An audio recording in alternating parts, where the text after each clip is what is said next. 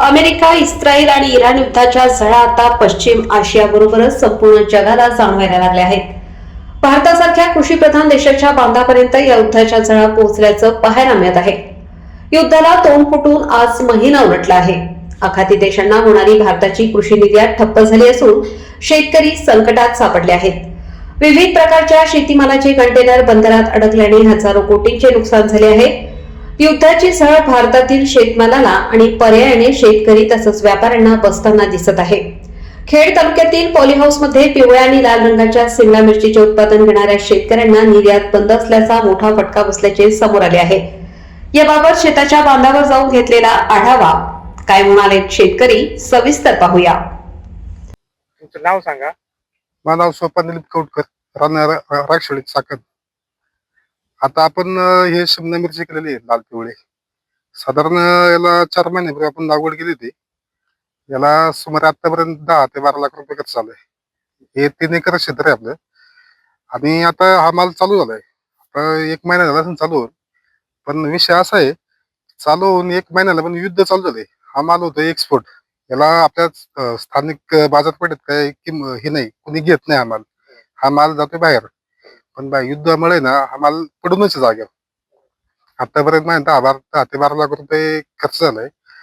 खरं याला उत्पन्न भरपूर आहे, जेणेकरून आपल्याला पाहिजे तेवढं कोटी रुपयाचा आज फायदा झाला असता माझा. पण आज माल पडू नये, माल सडतोय, काही काही मला माल फेकून द्यायला लागतोय. आता याच्यावरती काही उपायच नाही ना. तर युद्ध जर संपलं तर थोडेफार पैसे होतील, नाहीतर आज लॉस मध्ये सगळं टोटल 10 ते 12 लाख रुपये आपण लॉस मध्येच आहे. आता शेतकऱ्याची अवस्था लय दयनीय होते. काय माहितीये का, आपण जर करतोय मस माल, कष्ट करतोय, आज सगळा कष्ट म्हणजे इतकं कष्ट आहे. आपण घरीदारी कोणाला देत नाही पैसे. आज लोकांकडून पैसे घेऊन आपण हे करतोय, पण नाही होत त्याला. हे आता झालंय काय माहिती का, या युद्धाचा इतका फटका बसलाय मोठा, की हा माल आपण मुंबईला पाठवतोय, पण मुंबईवरून पैसे पण येणं मुश्किल झालंय. गाडीचं भाडं पण निघत नाही. या स्थानिक बाजारपेठेमध्ये चाकण असू, पुणे असू, हा माल कोणी घेत नाही आता सध्या. माल खपतो तो मुंबईला खपतो किंवा दिल्लीला खपतो. आपण दिल्लीला पण पाठवू शकतो, पण रेट सगळीकडेच बंद झालेले, कमी झालेली आहे. बरोबर ना. एवढे पैसे आणायचे कुठून ना बाहेर पाठवायला. आणि विषय असा आहे की स्थानिक बाजारपेठमध्ये कोणी घेत नाही याला अजिबात. आणि सगळ्यात महत्वाचं पॉईंट म्हणजे आता सगळं नुकसान आहे आमचं. मुंबईमध्ये हॉटेल बंद असल्यामुळे गॅसचा तुटवडा आहे सगळीकडे. अख्ख्या राज्यात किंवा देशात तुटवडा आहे गॅसचा. त्याच्यामुळे काही ह्या मालाला कोणी विचारत नाही. आणि हेच नाही तर माझं बाकीचं पण माल आहे, त्या मालाला पण आज बाजारभाव काहीच नाही सध्या. हे आपलं कमी कमी 3 ते 4 एकर पॉली हाऊस आहे, 3.5 एकर पॉली हाऊस आहे. हे बनवण्यासाठी कमीत कमी आमचे 75 ते 80 लाख रुपये गेले ते. आपण कुठली सबसिडी न घेता आपण स्वतःच प्रायव्हेट केलेलं आहे ह्या सगळ्या गोष्टी.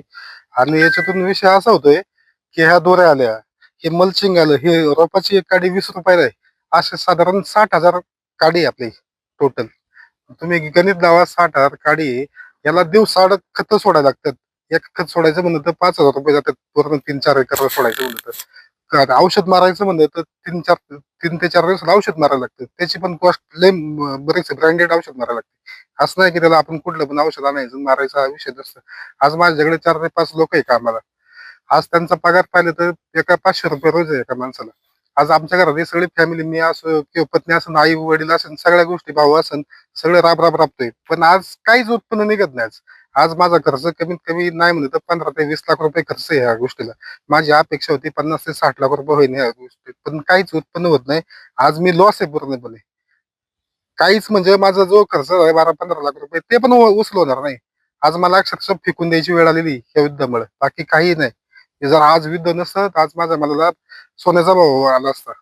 आज काय घेऊन माझे पैसे झाले असते, पण आज काहीच पैसे झाले नाही मला. सरकारकडून काय अपेक्षा? सरकारकडून एकच अपेक्षा आहे की बाबा आम्हाला किमान मला हमी भाव दिला तर तुम्ही आम्हाला काय कर्ज देऊ नका, काय नका करू, फक्त आमच्या मालाला योग्य हमी भाव द्या. आज आम्ही खुश राहील सगळ्या गोष्टीत.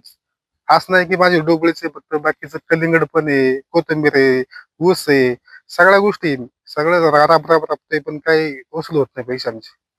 अक्षरशः लय वाईट वेळ आलेली आहे शेतकऱ्यावर.